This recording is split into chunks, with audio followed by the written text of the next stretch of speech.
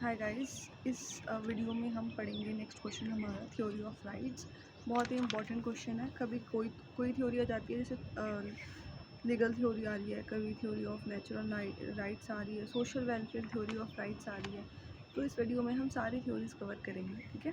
ये previously question आ चुका है, सो इट्स मोस्ट इम्पॉर्टेंट। तो हम पहले ही समझते हैं राइट्स होते क्या है। प्रीवियस वीडियो में बता चुकी हूँ। वैसे तो rights are the social claims, ठीक है, जो हमें सोसाइटी से मिलते हैं, ठीक है।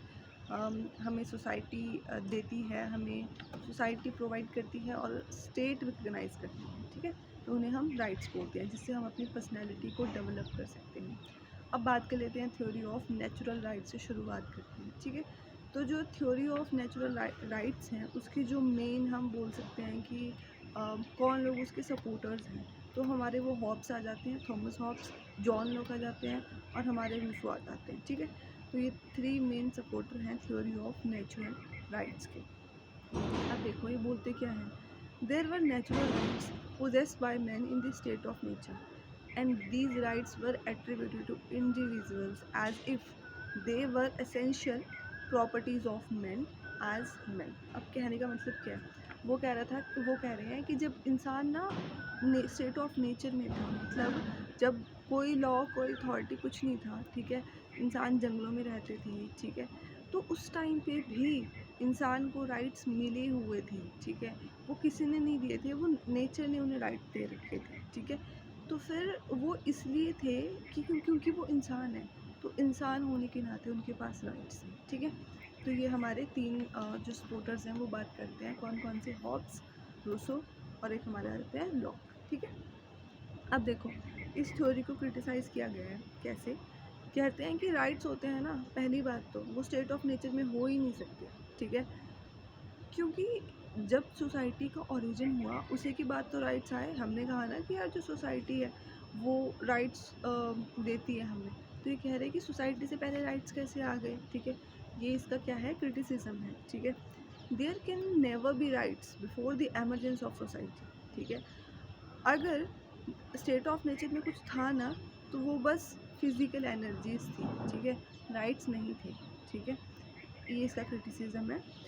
और राइट जो है वो राइट्स में मतलब ऐसा सपोज़ किया जाता है कि हाँ भाई हमारे पास कोई अथॉरिटी है जो उन राइट्स को प्रोटेक्ट करेगी, जो उन राइट्स को रिकग्नाइज़ करेगी। पर स्टेट ऑफ नेचर में तो कोई अथॉरिटी थी ही नहीं, तो किसने आपके राइट्स को रिकग्नाइज़ करा, किसने आपके राइट्स को प्रोटेक्ट करा, ठीक है। उसके बाद हाँ, to say that natural rights existed in the state of nature is to make them absolute or beyond the control of society। Last की क्या बोलते हैं, लास्ट की जो इसका क्रिटिसिज्म करते हैं और बोलते हैं कि ये जो पूरा आइडिया है ना नेचुरल राइट्स का, यही पूरा आइडिया गलत है, ठीक है। जो नेचुरल राइट्स हैं, अगर हम उन्हें राइट्स बोलेंगे ना, तो वो सिर्फ अजम्पशन है और कुछ भी नहीं, ठीक है। तो ये थी हमारी थ्योरी ऑफ नेचुरल राइट्स। अब हम बात करते हैं थ्योरी ऑफ लीगल राइट्स की। तो थ्योरी ऑफ लीगल राइट्स क्या बोलता है। हाँ, the idealistic theory of rights which seeks to place rights as the product of state, ठीक है। ये एक आइडियलिस्टिक थ्योरी है, मतलब प्रैक्टिकल नहीं है। ये पूरी स्टेट को स्टेट के समर्थन में है, ठीक है। बोलते हैं कि जो राइट्स है ना वो स्टेट का प्रोडक्ट है, मतलब वो स्टेट ही हमें देती है, ठीक है। इसीलिए हम इसे थ्योरी ऑफ लीगल राइट्स और आइडियलिस्टिक थ्योरी ऑफ राइट्स भी बोलते हैं, ठीक है। अगर हम इस थ्योरी के एडवोकेट्स की बात करें कि कौन कौन इस थ्योरी के सपोर्ट में हैं, तो हमारे आ जाएंगे बेंथम, हेगल एंड ऑस्टिन, ठीक है, ये 3। According to them rights are granted by the state regarding rights as a claim which the force of the state grants to people, ठीक है। तो इन्होंने बेसिकली क्या बोला कि जो हमें स्टेट देती है उसी को ही हम बोलते हैं rights. The essential features of this theories are, first feature आ जाएगा इस थ्योरी का, the state defines and lays down the bill of rights, ठीक है।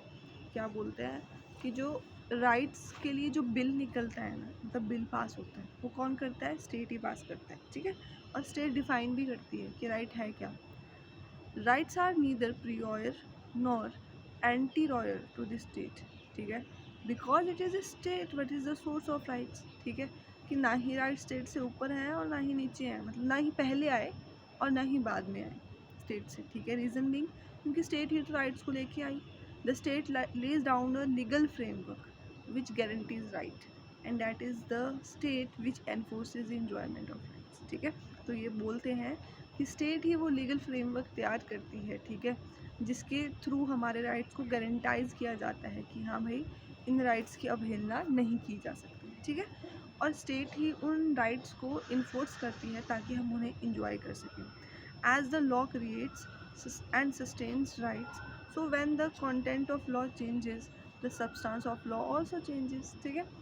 इससे क्या कहने का मतलब है कि हमें पता है, इनके अकॉर्डिंग ये बोल रहे हैं, हमें पता है कि जो लॉ है वो क्रिएट भी वही स्टेट क्रिएट करता है राइट्स को, और वही उन्हें सस्टेन करने में, मतलब ताकि वो चलते रहें, उसमें इम्पॉर्टेंट भूमिका निभाता है, ठीक है। तो अगर लॉ का नेचर चेंज होगा ना तो फिर राइट भी चेंज हो जाएंगे, ठीक है। फॉर एग्ज़ाम्पल हम मान लेते हैं अभी हमारे देश में डेमोक्रेसी है, ठीक है, तो हमारे पास बहुत सारे राइट्स हैं। अब मान लो हमारे देश में डिक्टेटरशिप आ जाए तो हमारे राइट क्या हो जाएंगे, कम हो जाएंगे, ठीक है। तो मतलब चेंज हो गया ना। The state defends and protects our right, it does not create them. अब इसके क्रिटिसिज्म की बात कर रहे हैं हम, कहते हैं कि जो स्टेट है ना वो राइट्स को डिफेंड करती है भाई, वो क्रिएट नहीं करती उनको, ठीक है। राइट्स है ना जो, अगर हम ये मान भी लें कि जो राइट्स हैं वो स्टेट की क्रिएशन है, ठीक है, तो हमें ये भी मानना पड़ेगा कि स्टेट हमें राइट देती है और वो उन्हें वापस भी ले सकती है, ठीक है। पर ऐसा नहीं है ना, स्टेट हमारे राइट्स को वापस नहीं ले सकती। अगर हमारे पास राइट टू लाइफ है, ठीक है, हमारे पास जीने का हक है, तो हम जब तक हम में जान है हम जिएंगे, ठीक है। ये वाली चीज़ है, क्रिटिसिज्म में आया है मतलब ये। तो in that case we would have only those right which the state would like to give us, ठीक है। अगर ऐसा है कि भाई स्टेट हमें राइट देती है तो हमारे पास सिर्फ वही राइट्स होंगे जो हमें स्टेट देगी, अदरवाइज़ हमारे पास कोई राइट नहीं होगा। नेक्स्ट हम मूव करते हैं हिस्टोरिकल थ्योरी ऑफ राइट्स की।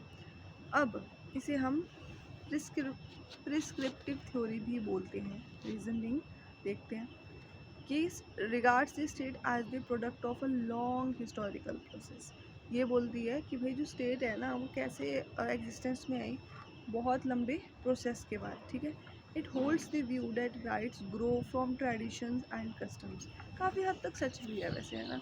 इसका ये व्यू पॉइंट है हिस्टोरिकल थ्योरी का कि जो कस्टम्स होते हैं, हमारे ट्रेडिशंस होते हैं, उसी से ही राइट ग्रो होते हैं, ठीक है। अब इसके अगर हम एडवोकेट की बात करें, ठीक है, तो बर्की इसके एडवोकेट हम बोल सकते हैं जो इस थ्योरी को सपोर्ट करते हैं, BURKE, ठीक है। वो क्या बोलते हैं, people have a right over anything that they exercise